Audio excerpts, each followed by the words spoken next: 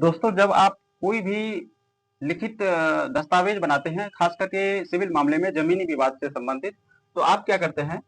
आप कोर्ट से या रजिस्ट्री ऑफिस से नॉन जुडिशियल स्टाम्प ले लेते हैं।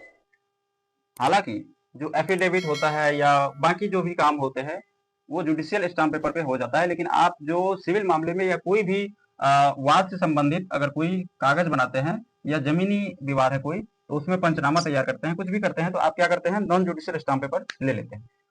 मान लीजिए आप नॉन जुडिशियल स्टाम्प पेपर ले लिए और वो क्या हो गया?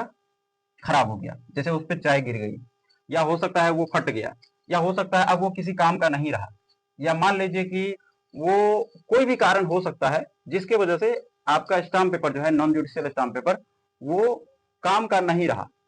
तो उस कंडीशन में आप क्या सोचते हो कि ये जो स्टाम्प पेपर है ये वापस किया जाए और मेरा जो भी धन है वो वापस कर दिया जाए?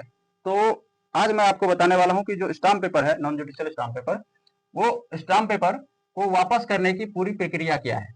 यानी अगर आप वापस करना चाहते हैं स्टाम्प पेपर तो उसका क्या प्रोसेस है, क्या प्रक्रिया है। सबसे पहले आपको एक एप्लीकेशन तैयार करना होगा, ठीक है। उस एप्लीकेशन में आपको वापस करने का जो कारण है वो मेंशन करना होगा। जैसे आप किस कारण से ये स्टाम्प पेपर वापस करना चाहते हैं, उस एप्लीकेशन में आपको वो मेंशन करना होगा। उसके बाद आपको धन वापसी का अनुरोध करना होगा, रिक्वेस्ट करना होगा कि जो मेरा पैसा है वो वापस किया जाए, ठीक है। उसके बाद स्टाम्प पेपर का पूरा विवरण आपको मेंशन करना होगा, वहां पे कितने नंबर का स्टाम्प पेपर है या किसके नाम पे है, वगैरह वगैरह बाकी सारी चीजें आपको मेंशन करना होगा उस एप्लीकेशन में।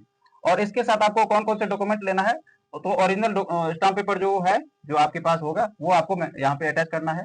उसके बाद कैंसिल करने का प्रमाण, यानी जो कैंसिल आप कर रहे हैं उसका कोई साक्ष्य या कोई सबूत अगर आप यदि लागू हो, यदि आपसे बोला जाए तो आप उसका कैंसिल करने का जो प्रमाण है वो भी आप दे सकते हैं इसके साथ। उसके बाद आप अपना आईडी प्रूफ, कोई भी पहचान पत्र आप दे सकते हैं, Aadhaar card, voter ID card, PAN card, कुछ भी दे सकते हैं। उसके बाद आपको ये सारा कुछ करने के बाद आपको सबमिट करना है ये एप्लीकेशन कहाँ पे? उप पंजीयक कार्यालय या राजस्व विभाग के पास। वो जब आप सबमिट करोगे तो उसके बाद उसका सत्यापन किया जाएगा, यानी उसका जांच किया जाएगा कि ये सही है या गलत है या जो भी है। वो सत्यापन होने के बाद अगर वो स्वीकृति हो गया, यानी आपका जो आवेदन है वो स्वीकार कर लिया गया, तो उस कंडीशन में आपका क्या होगा? धन वापसी हो जाएगा, ठीक है। और इसकी समय सीमा की बात करूं, जो वापस करने का समय सीमा है, ये कई जगहों पर देखा गया है कि कई मामले में 6 महीने इसका समय सीमा है, लेकिन हो सकता है कहीं पे कुछ ज्यादा कम हो सकता है। और इसमें आपको कहीं पे देखा गया है कि 10% जो है कटौती करके 10% जो है आपका अमाउंट विभाग के पास, सरकार के पास चली जाती है, बाकी अमाउंट आपको रिफंड कर दिया जाता है।